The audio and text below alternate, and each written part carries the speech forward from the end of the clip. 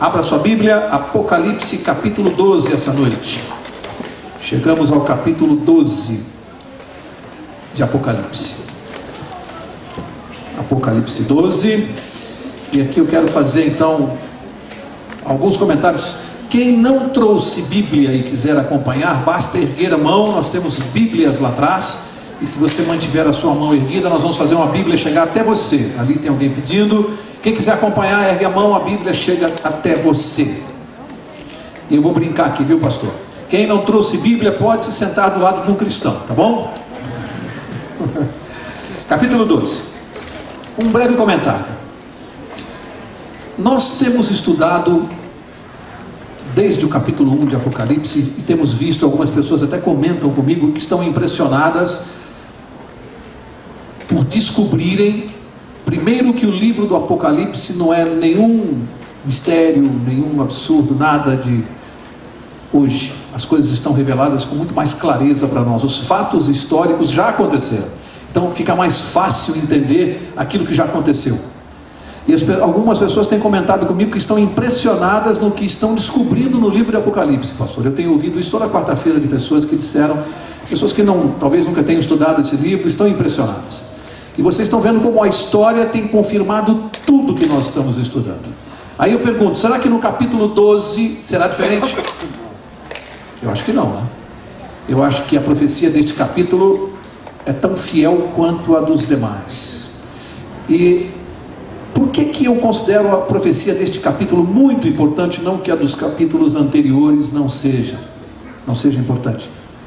Ela é muito importante porque ela tem muito, mas muito a ver conosco, com o tempo que nós estamos vivendo, com o que está acontecendo na nossa vida. Essa profecia está aqui, próxima, ela está presente na nossa vida diária. E ela responde uma pergunta que eu não vou fazer já, eu vou deixar para fazer mais à frente do estudo. Ela responde uma indagação que eu acho que cada um de nós já se fez, e já recebeu essa pergunta de muitas pessoas. Mais adiante eu vou dizer que pergunta é essa, daí a importância desse estudo. Portanto, tudo aquilo que a gente vinha estudando, toda a perseguição que a Igreja de Deus sofreu, nós vamos ver esta noite de uma maneira diferente, por um outro enfoque, e você vai ver que profecia impressionante. Como é que esta profecia vai contar a trajetória da Igreja de Cristo desde o tempo de Jesus até hoje, em poucos versos, não mais do que 18 versos. Tente você contar toda a história da vida da Igreja de Cristo em apenas 18 versos, tente fazer isso, mas Deus consegue.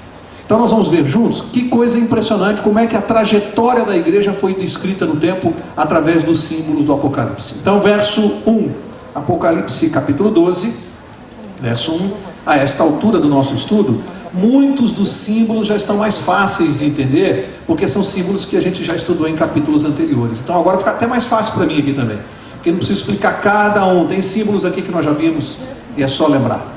Então aqui diz assim, Apocalipse 12, 1. Viu-se um grande sinal no céu, uma mulher vestida do sol, tendo a lua debaixo dos pés e uma coroa de 12 estrelas sobre a sua cabeça. Para aqui. Bom, mulher em profecia, o que significa? Já estudamos. Igreja, povo de Deus. Então já sabemos que a profecia começa falando de uma mulher, de uma igreja vestida do sol. Quem se lembra quem é comparado na Bíblia ao sol da justiça? Jesus Cristo, Malaquias 4:2, para quem quiser conferir depois em casa. Lá diz que Jesus é o sol da justiça. Esta mulher, esta igreja está vestida com o sol, significando o quê? Que ela tem como centro da sua doutrina quem? A pessoa de Jesus Cristo, essa igreja, é a igreja de Cristo. E diz que ela tem a lua debaixo dos pés. E vai ficar fácil de entender esse simbolismo. Qual é a diferença entre a lua e o sol? Alguém sabe? É que a lua reflete o brilho do sol. Opa, direto. A lua reflete o brilho do sol. A lua não tem luz própria. Jesus é o sol, ele tem a luz própria. A lua não tem. Ela está debaixo dos pés dessa mulher. Essa mulher está fundamentada em cima de algo que reflete a luz de Jesus, mas não tem luz própria. E nós vamos ver também, você se lembra lá em Hebreus, quando diz que aquelas cerimônias do Velho Testamento significavam sombras das coisas futuras? Vocês se lembram disso? Elas apenas apontavam para quem? Para Jesus. Portanto, o Antigo Testamento, ele era como se fosse assim uma sombra daquilo que viria com Jesus, em relação às cerimônias. Então esse simbolismo, para não complicar, significa que a igreja vestida do sol, a igreja de Cristo, está fundamentada sobre o Antigo Testamento. A lua, tá? A palavra de Deus, em outras palavras. É uma igreja que tem em Cristo o centro da sua doutrina e como fundamento da sua doutrina exclusivamente a palavra de Deus. Só vale a palavra de Deus, o que está escrito na palavra de Deus. Dogmas, pensamentos humanos, filosofias humanas não valem para essa igreja. Somente a palavra de Deus. Portanto, está claro que essa profecia está falando da igreja de Deus, uma mulher vestida do sol. E diz que ela tinha uma coroa de 12 estrelas sobre a sua cabeça. Coroa simboliza o que para você? Uma coroa. Vitória, mas também simboliza realeza. Sim ou não? Sim. Realeza. Lembra-se que Pedro disse que a igreja é o sacerdócio real? Lembra-se dessa expressão de Pedro? A igreja de Deus tem a realeza de Cristo, tá? Portanto, essa descrição mostra e fala de 12 estrelas. 12 é o número do reino de Deus. Interessante, né? Quantas tribos em Israel? 12. Quantos apóstolos? Quantos fundamentos na Nova Jerusalém, nos muros?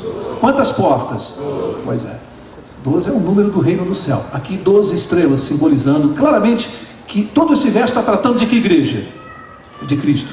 Está falando da igreja de Deus, tá? Então começa a trajetória dela aqui, com Jesus. Vamos ver o que vai acontecer com ela? Agora vamos para o verso 2. Diz que essa mulher, esta igreja, estava grávida e gritava com as dores de parto, sofrendo tormentos para dar à luz. Esta igreja estava para dar à luz a quem? Grávida de quem? Quem era o filho dessa igreja? Cristo Jesus.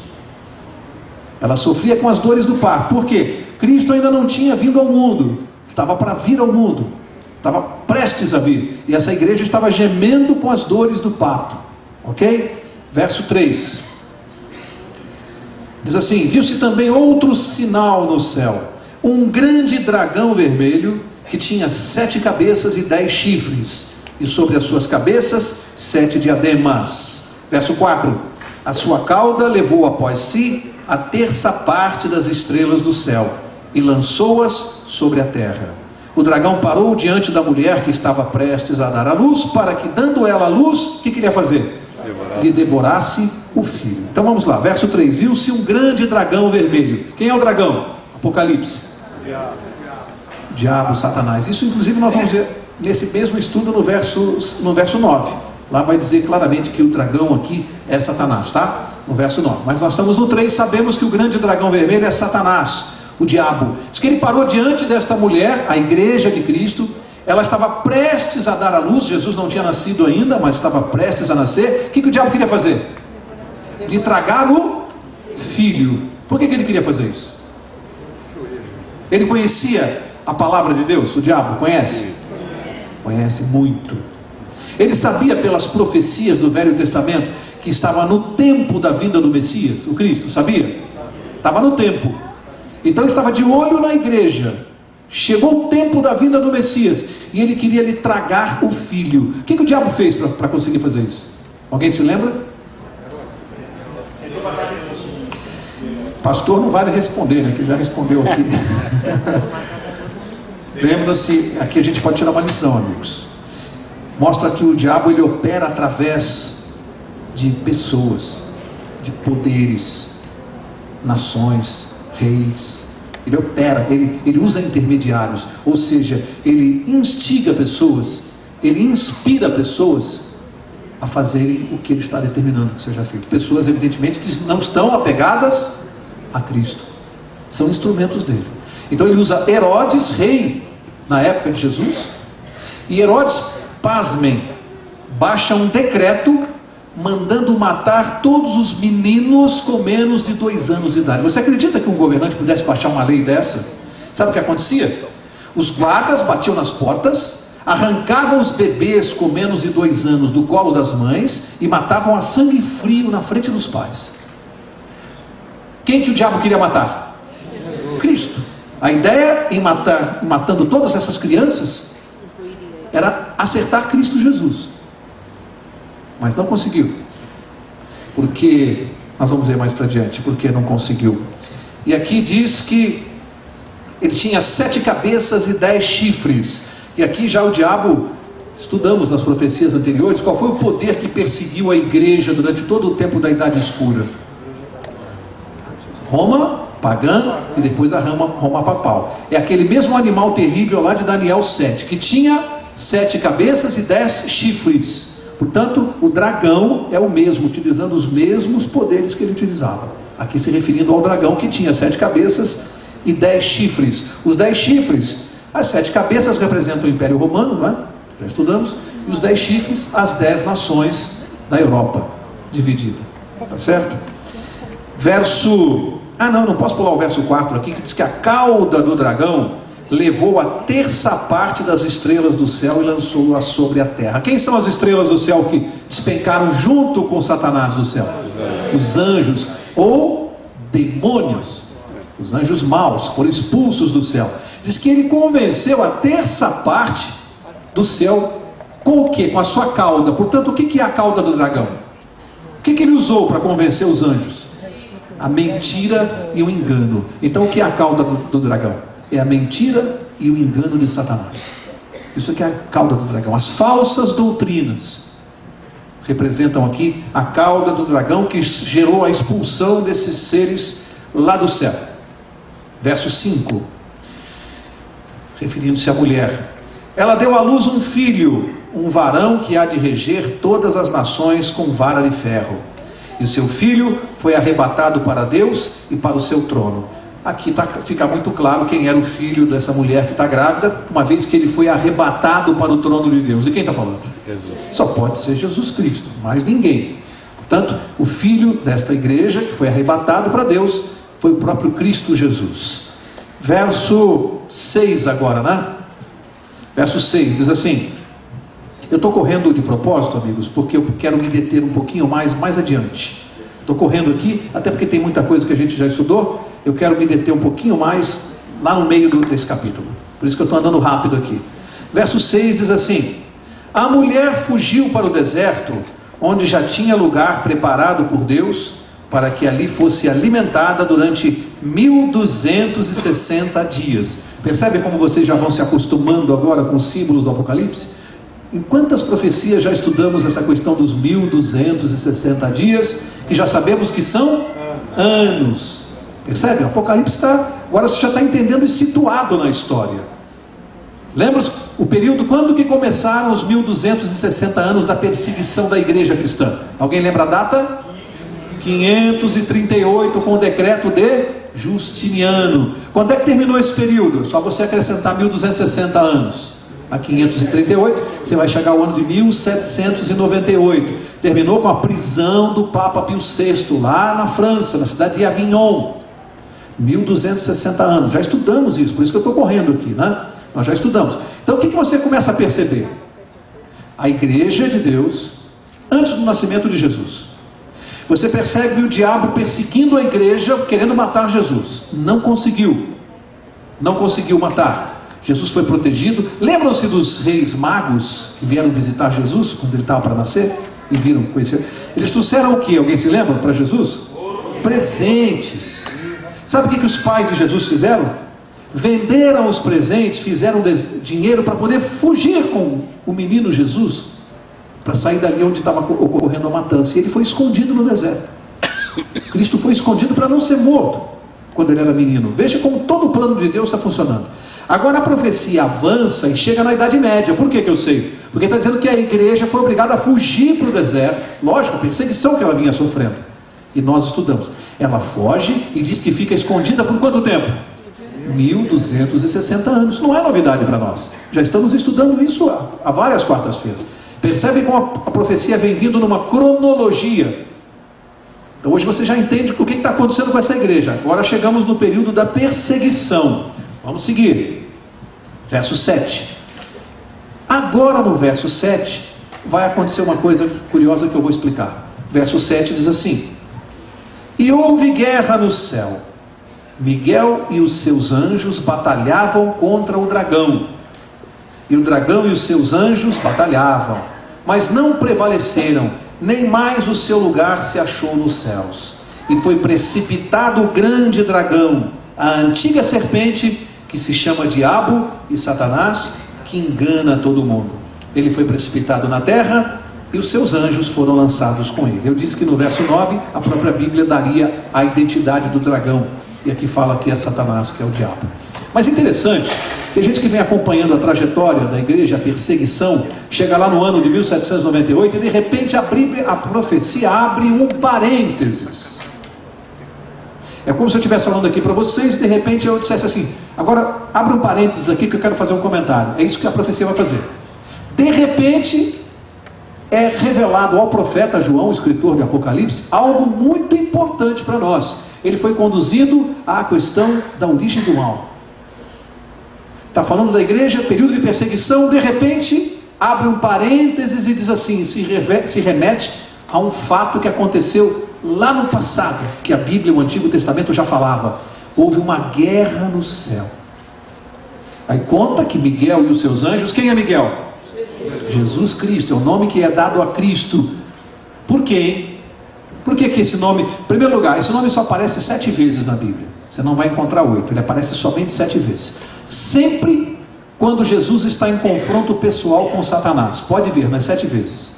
Em função do significado do nome Miguel, que se traduz por quem é como Deus. Isso que significa Miguel. Quem é como Deus? E como é que se responde essa pergunta? Quem é como Deus? Somente Cristo Jesus. Esse nome Miguel não pode se aplicar a nenhum outro personagem, a não ser Cristo Jesus, que ele é o único que é como Deus, ok? E diz que ele tinha os seus anjos no céu e batalhavam contra o dragão, e o dragão tinha os seus anjos, o seu exército, e o dragão foi expulso do céu. Portanto, aqui é uma cena que fala a respeito da origem do mal. Agora o parênteses aqui, eu quero fazer o seguinte comentário, interessante para nós aqui nos nossos dias, a respeito da origem do mal. Algumas pessoas têm muita dificuldade de entender isso aqui. Muita dificuldade. Para alguns, imaginam, por exemplo, que os homens já nasceram maus. Foram criados por Deus tendo alguma coisa de maligna dentro deles, dos homens. Isso é uma tese que alguns acreditam nisso. Mas na verdade nós vamos ver que os homens aprenderam a praticar o mal. Influenciados, não nasceram com o mal, aprenderam a praticar o mal. Não foram criados por Deus com o mal, aprenderam a praticar antes de terem consciência do mal. Guarda isso. Antes de terem consciência do mal, aprenderam a praticar o mal. Essa é a história de Lúcifer, a origem do mal. Outros mais ousados acreditam que Deus criou o mal. Tem gente que pensa que Deus criou o bem e o mal e deu ao homem livre arbítrio para escolher entre o bem e o mal. Certo ou errado isso? Errado. Deus não criou o bem e o mal e nos deu livre arbítrio para escolher entre uma coisa e outra. Deus criou somente o bem. Já estudamos isso. Outro dia eu li uma história de uma menina que não tinha os 2 pés, e na sua adolescência, ela vendo as crianças correrem, brincando, ela perguntou para a mãe: mamãe, onde estão os meus pés? E a mãe se conteve, difícil responder isso para a filha, ela se conteve um pouquinho e respondeu: querida, Deus não te deu pés. Deus não te deu pés. Culpou a Deus. Isso é um absurdo. Algumas pessoas culpam a Deus pela existência do mal. Errado. É uma outra tese completamente errada, quando a gente estuda sobre a origem do mal na Bíblia.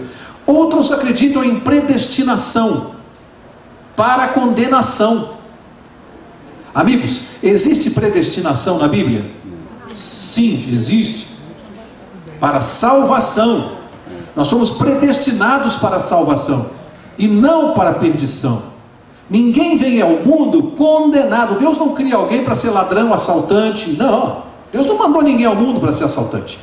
Isso é fruto do livre-arbítrio humano. Nós fomos predestinados para a salvação em Cristo Jesus, e nunca predestinados para a perdição. Senão, onde estaria o livre-arbítrio? Que Deus seria esse que faria com que alguns viessem ao mundo predestinados para se salvarem e outros predestinados para perderem a salvação. Que Deus é esse? E onde está o livre-arbítrio daquele que já vem predestinado para se perder? Cadê o livre-arbítrio? Isso é um absurdo, mas tem gente que acredita nesse tipo de predestinação para a perdição ou para a condenação. Afinal de contas, a pergunta é: então, se os homens aprenderam a praticar o mal, aprenderam com quem? Quem é? Satanás. É isso que a Bíblia vai ensinar. Ensina.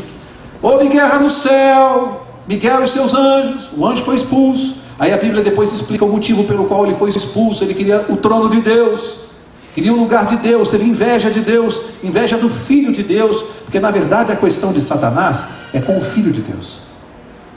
O problema dele é com Jesus.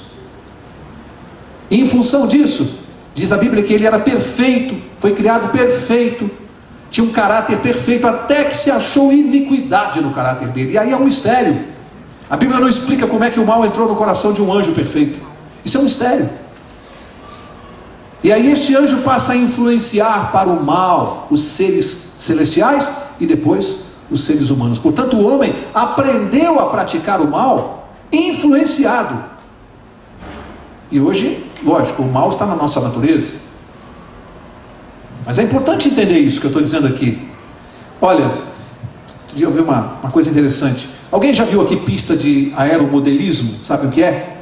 Já viram? Quando você passa ali perto de Americana, tem uma pista de aeromodelismo. Então você passa na estrada, você vê aqueles aviões voando assim no céu, aviões até de tamanhos grandes. E não tem piloto no avião. Tem alguém aqui embaixo, né, controle remoto, controlando o avião. E o avião faz aquelas piruetas e tal. É um esporte isso. Ele controla com o controle remoto. Mas não tem piloto. Ele não precisa colocar as mãos no avião para o avião fazer o que ele quer. Será que tem algum ser que controla os seres humanos com algum controle remoto?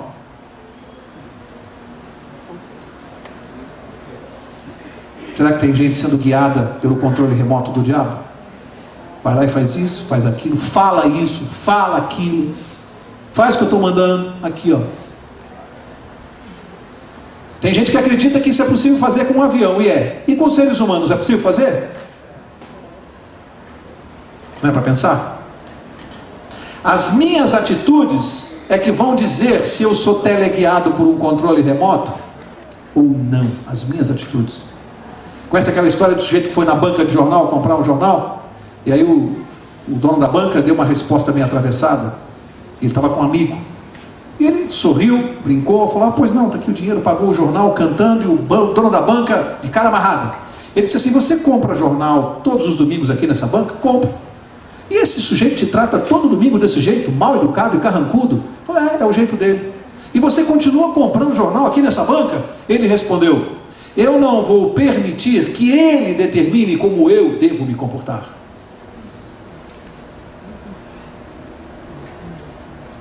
E você? Sai de casa alegre, alguém te xinga no trânsito, mudou seu dia? Você passa a ser agressivo, violento, porque você deixou o outro determinar como você vai se comportar? Olha lá o controle remoto, hein? Olha o controle remoto do diabo, dizendo: ó, agora você vai brigar, porque eu quero. Isso é para a gente pensar um pouco, né? Vamos seguir. Verso 10. O verso 10 diz assim: então ouvi uma grande voz no céu que dizia: agora é chegada a salvação, e a força e o reino do nosso Deus, e o poder do seu Cristo, pois já o acusador de nossos irmãos foi lançado fora, o qual diante do nosso Deus os acusava de dia e de noite. O acusador foi expulso. Qual é a profissão de Satanás aqui no céu? O que ele fazia? Qual é a ocupação principal dele? Acusador. De quem? Quem que ele está acusando? Faz assim com o dedo, ó. Ele está me acusando, ele está te acusando, ele não faz outra coisa. Quando a gente faz uma coisa errada aqui, ele fica apontando o dedo, tá vendo? Ó, isso aqui que é povo de Deus, deve dizer para Jesus: esse aqui que é cristão? A função dele é acusar. Ele não faz outra coisa.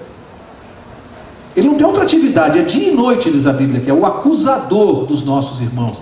E diz que aqui que ele foi expulso do céu. E aqui tem uma coisa interessante, amigos. Isso se cumpriu inteiramente na crucifixão de Jesus Cristo.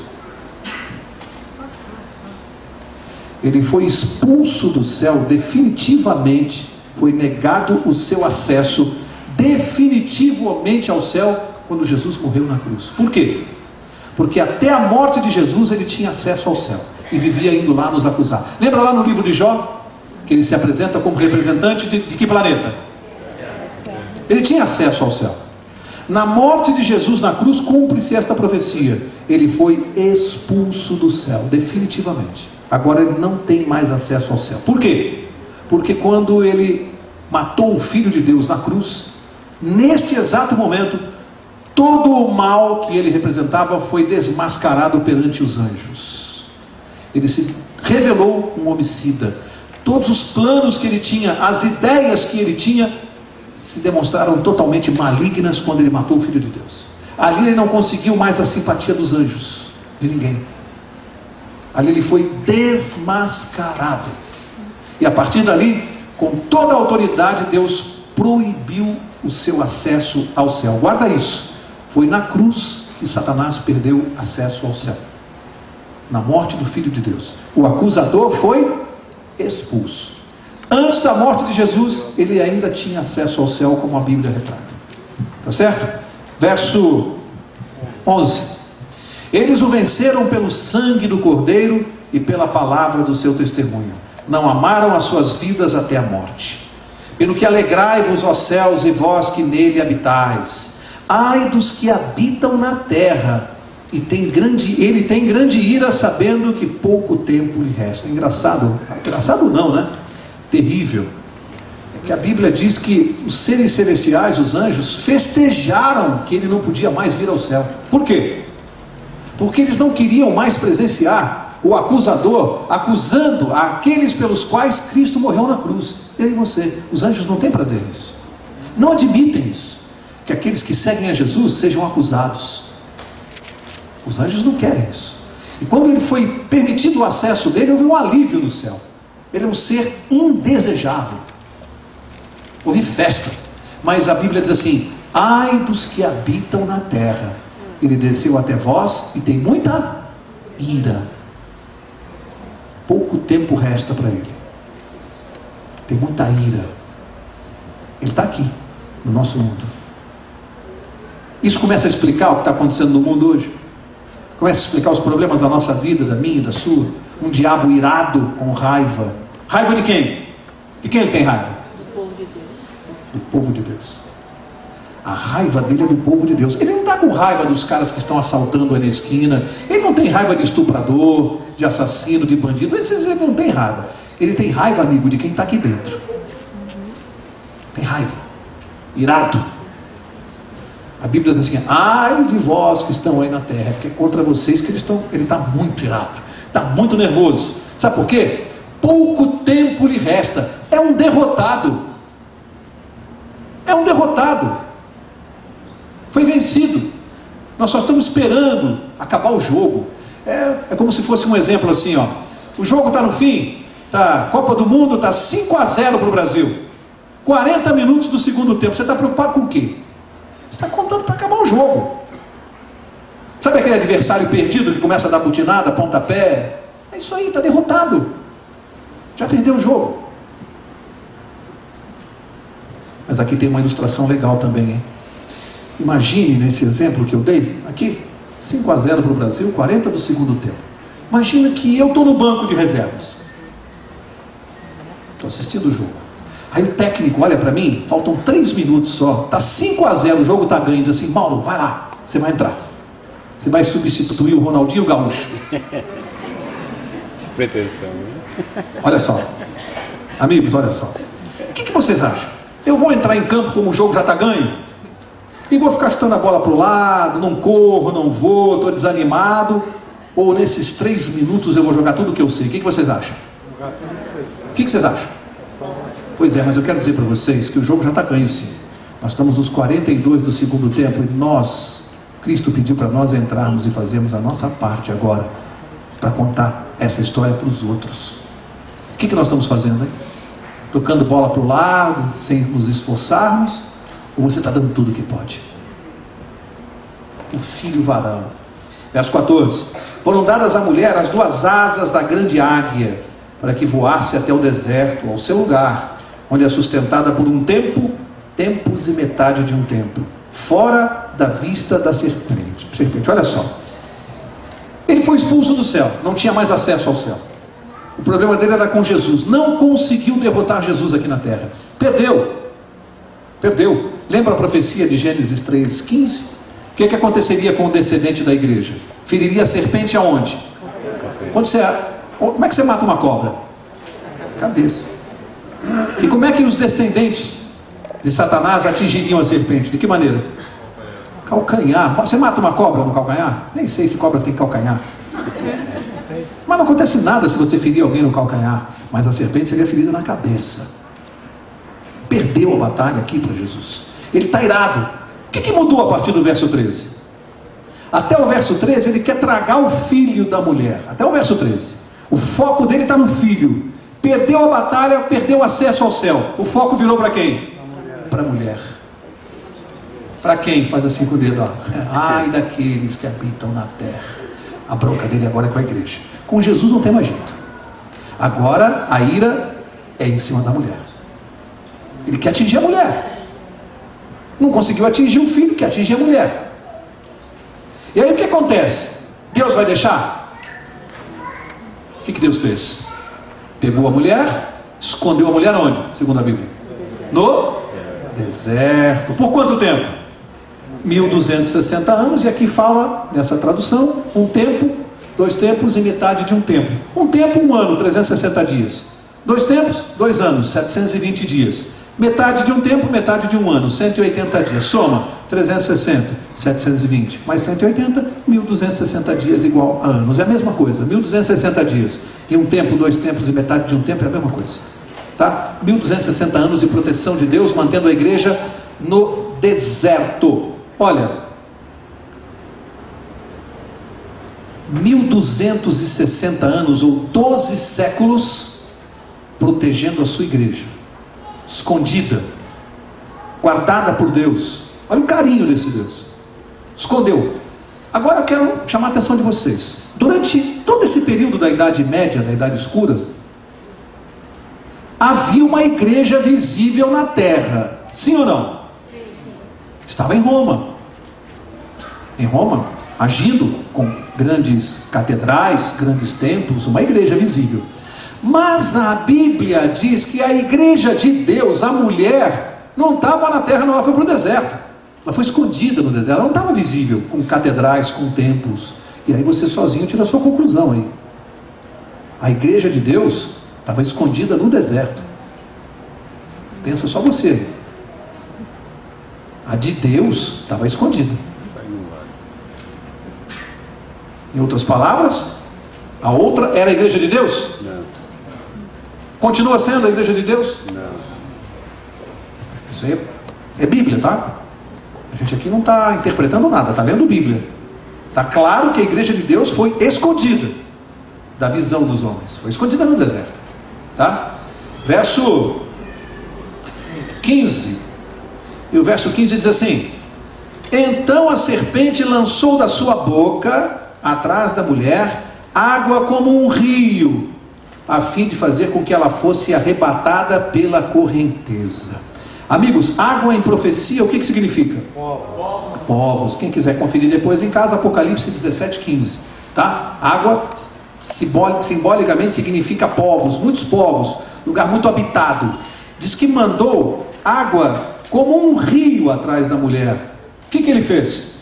Água como um rio. Mandou a perseguição de todos os povos que nós estudamos aqui, perseguindo a igreja, né? Usou Roma papal, Roma pagã, usando todos aqueles poderes do Império Romano. Mandou água atrás da igreja, como um rio, povos na perseguição. Mas aí diz aqui, no verso 15 que eu li, ele lançou da sua boca água como, a fim de fazer com que ela fosse arrebatada pela correnteza. Olha, de onde saiu essa água? Vocês leram aí de onde saiu? Da boca. Da boca. Sabe o que nós podemos entender? O que esses povos foram fazer, além dos povos que perseguiram? A partir de 1798, não acabou a perseguição nós vimos aqui, aquela que a Bíblia profetiza. E o que começa a acontecer depois dessa data? Se mandou água como um rio, que sai da boca.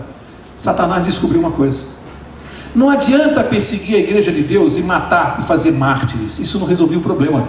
Cada mártir que ele fazia, 3, 4 pessoas se convertiam.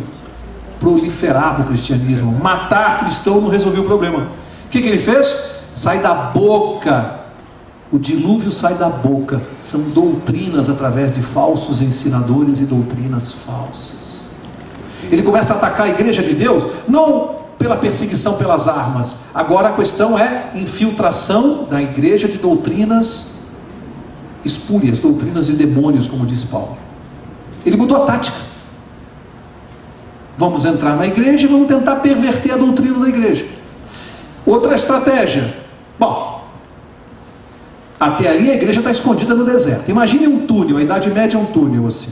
Então você vê a igreja de Deus entrar no túnel lá na Idade Média e fica escondida, você não vê mais. Ela tinha bandeirinha, a igreja de Deus.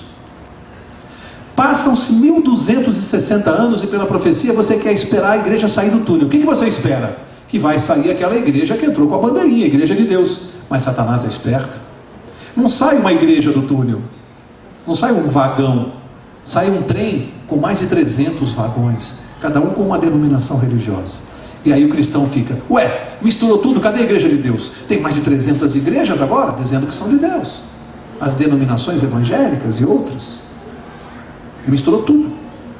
E aí falou assim: agora procura a igreja de Deus. Aí muitos dizem assim: a igreja de Deus está em todas. Todos têm o mesmo Deus. Todos os caminhos levam a Deus. Por que a sua igreja é melhor que a minha? Tudo é igreja, tudo é Deus, tudo é bom. Essa tese de quem é? Satanás. Por que ele misturou tudo ali? Que a ideia que ele quer que você tenha é que todas as igrejas são de Deus, só que cada uma pregando uma coisa diferente da outra. Que Deus é esse? Ele é meio confuso na doutrina? Cada igreja prega uma coisa diferente e todas são de Deus? Nós temos que resolver esse problema. Porque quem criou a confusão não foi Deus, foi Satanás. Quem criou as denominações não foi Deus. Ele criou água, um dilúvio que saiu da boca. Doutrinas. E gera um monte de religiões para nos confundir. E aí fica aquela questão: ué, por que a sua religião que acerta? A minha que é? Satanás adora esse tipo de conversa, amigos. Ele adora isso. Adora isso aí. Ele morre de rir quando começa a briga de uma religião contra outra. A sua certa não é a minha que acerta, só vocês que estão certos. Essa é a estratégia, inteligente. Mas Deus tinha como resolver isso? Vamos ver? Se Deus tinha como resolver? Verso 16. Olha só: mas a terra ajudou a mulher, abrindo a sua boca e engolindo o rio que o dragão lançou da sua boca. A terra ajudou a mulher. Águas em profecia, o que significa? Povos, lugares muito habitados da terra. Agora quem socorreu a mulher foi a terra. Ora, se água significa lugar habitado, população densa, terra é o oposto, significa o quê? Lugar do planeta desabitado ou pouco habitado. Aí você vai para a história. Quando a igreja de Deus reaparece, sai do túnel junto com as outras, onde que ela foi se esconder? Nos lugares do planeta que não tinha grande habitação, montanhas dos Alpes e América do Norte. É lá que ela ressurge. Continente que ainda não tinha sido explorado. A terra socorreu a mulher. Lá na América do Norte reaparece a verdadeira igreja de Deus. Pela profecia do capítulo 10, nós temos até a data. Isso aconteceu em que data? 1844, capítulo 10, que nós já estudamos. Ela reaparece, do jeito que a Bíblia está falando. A Bíblia não diz que a igreja ia reaparecer num lugar muito habitado do planeta. A Bíblia não está dizendo isso. Então não vai procurar na Europa, na Ásia, na África, não vai procurar lá. Porque não é lá que ela reaparece. Ela estava escondida no deserto. Estava escondida ou não estava? Ela estava escondida. E ela reaparece num lugar desabitado. A terra mandou da sua boca, a terra engoliu aquele dilúvio. E a igreja reaparece. Bom, a partir de 1844 você já tem que começar a procurar cadê? Você vai dizer: Mauro, mas está difícil, né? Você não falou que tem um trem com 300? Como é que eu vou achar? Bom, já demos algumas dicas. Começa a procurar lugar desabitado, América do Norte naquele período. Por enquanto, até o verso 16 é a dica bíblica. Por enquanto. Sabe, a terra abriu a sua boca, disse aqui, né? Interessante essa expressão, a terra abriu a sua boca e engoliu. Tem uma outra aplicação interessante também, quando a terra abre a sua boca, porque, curiosamente, a arqueologia e a geologia tiveram dois papéis interessantes, né? A arqueologia para confirmar até nossos dias a exatidão da palavra de Deus, da Bíblia Sagrada, a precisão daquele livro. Foram descobertos na terra através da arqueologia, que hoje está provando que vários dos livros do Velho Testamento são fidedignos e reais, autênticos. A arqueologia está provando isso. E a geologia tem feito provas maravilhosas contra o quê? O evolucionismo. E a terra está aqui socorrendo. Duas aplicações interessantes aqui, né? As duas. Mas agora chegou onde eu queria chegar.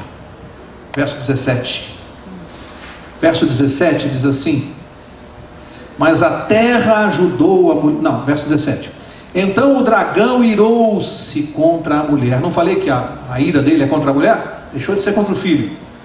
O dragão irou-se contra a mulher e foi fazer guerra aos demais filhos dela, os que guardam os mandamentos de Deus e mantêm o testemunho de Jesus. Amigos, para encerrar aqui eu quero dizer uma coisa para vocês, um testemunho rapidinho aqui. Quando eu comecei a estudar a Bíblia, já falei aqui, mas tem visitas, né? Eu me converti aos 40 anos, eu tenho 52 hoje, eu me converti aos 40, faz 12 para 13 anos que eu sou convertido. Não tinha uma religião antes, né? Nenhuma religião que eu frequentasse. Quando eu comecei a estudar a Bíblia, eu frequentei várias igrejas evangélicas, várias, pelo menos umas 8 que eu me lembro, denominações diferentes. Eu estava procurando Deus, e parava numa igreja, frequentava outra, ia num culto daqui, outro. Eu já contei isso aqui em outros testemunhos. E quando comecei a estudar a Bíblia, e fui tendo estudos, até que cheguei a ter um estudo com uma determinada denominação, que eu não vou dizer aqui qual é. E essa denominação pregava coisas impressionantes para mim, pregava a guarda do sábado, coisas que eu achava estranhas, e tudo isso que nós estamos aprendendo aqui. E um dia eu fiz uma pergunta, que é aquela pergunta que eu falei lá no início do estudo, que eu ia fazer no meio. Eu fiz: só a igreja de vocês é que está certa? Eu perguntei isso, eu queria saber, porque do jeito que a gente vem estudando, parece que só tem uma igreja verdadeira. E eu perguntava isso. E eu tive que descobrir sozinho, estudando a Bíblia, que realmente a igreja de Deus só pode ser uma, não podem ser duas. Deus só tem uma igreja, não tem 2, 3, 4, 5, ele tem uma igreja, uma verdadeira doutrina, uma só. E eu fiquei com aquilo na cabeça e comecei a investigar, até que tive o estudo dessa noite, porque alguém me deu. Me mostrou esse verso 17, onde a igreja que é acolhida tem duas características dadas por Deus. Deus disse: a minha igreja que vai reaparecer num ponto desabitado da terra, ela tem só duas características. Você fala: peraí, mas um trenzinho com mais de 300 vagões com denominações, como é que eu vou achar? Deus disse assim: só com duas características. Você não acha muito pouco para procurar?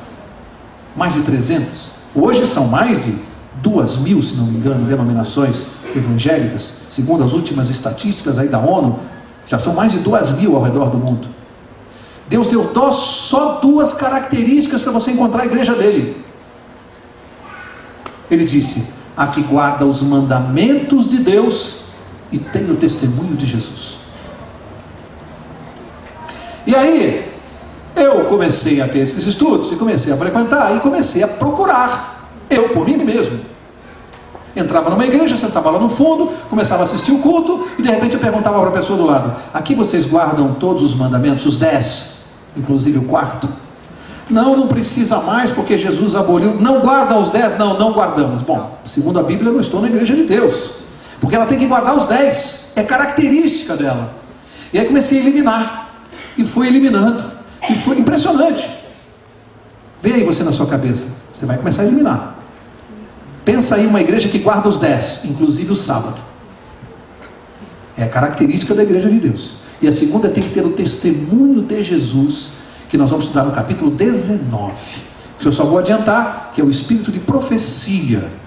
Um profeta também faz parte da característica desta igreja. Ela tem que guardar os 10 mandamentos e tem que ter um profeta. Se tiver uma característica só, não é a igreja de Deus. Tem que ter as duas. As duas características não podem se divorciar. Tem que ter as duas. Então, se você aceita que guarde os 10 mandamentos, mas não aceita o profeta, você está contra a profecia, porque tem que ter um profeta. Ah, mas eu não aceito que tenha profeta. Bom, você está querendo criar uma outra igreja que não é de Deus. Porque é de Deus, tem que ter um profeta. É a característica dela. E aí começou a acontecer uma coisa interessante, que quando eu fazia a classe bíblica lá no Tatuapé, e o seu João está aqui, que acompanhou 7 anos lá, eu brincava muito de uma maneira, é uma brincadeira com as pessoas, né? No fim desse estudo, eu senti algumas pessoas olhando para mim, esperando que eu diga, bom, e afinal, qual é a igreja? E eu brincava dizendo assim, problema é seu, dê as características, vai procurar você. Procura você, você quer tudo prontinho? Vai procurar você. A igreja que guarda os 10 mandamentos e tem espírito de profecia. Não procura pela tabuleta, porque Deus não falou que é pelo nome. Ele não falou, olha, minha igreja chama-se Batista, Metodista, Adventista, Católica. Ele não falou pelo nome. Ele deu características, só 2. Então vai procurar você. Você vai rodar como eu, vai rodar, e eu vou ter a imensa satisfação de revê-lo aqui. Porque eu rodei. Procura as 2 características da igreja de Deus no tempo do fim. São só 2, não é difícil. Tem que guardar os 10 mandamentos e ter o testemunho de Jesus. Vocês não acham que é muita coincidência que nos tempos que nós estamos vivendo só uma igreja faça isso? Porque se 2 ou 3 ou 4 fizessem, como é que você ia achar a igreja de Deus?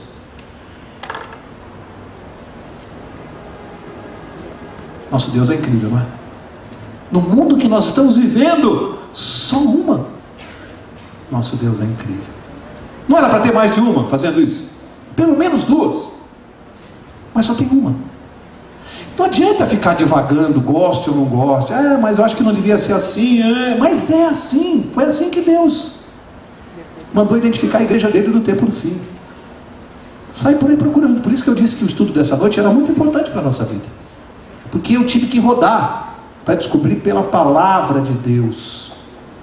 E para encerrar mesmo, uma criança, quando houve uma determinada guerra lá nos Estados Unidos, os exércitos estavam invadindo uma cidade, uma menininha de pouca idade, 5, 6 anos, sabe o que ela fez? Catou uma varetinha no chão e foi para a calçada com aquela varetinha. Aí o exército invadiu, ganhou a guerra. Depois que a coisa estava toda resolvida, uma pessoa viu aquela garotinha com a vareta e falou assim, o que você ia fazer com essa varetinha? Você ia enfrentar esses exércitos? Ela falou, não ia fazer nada, eu só queria mostrar para todo mundo de que lado eu estava.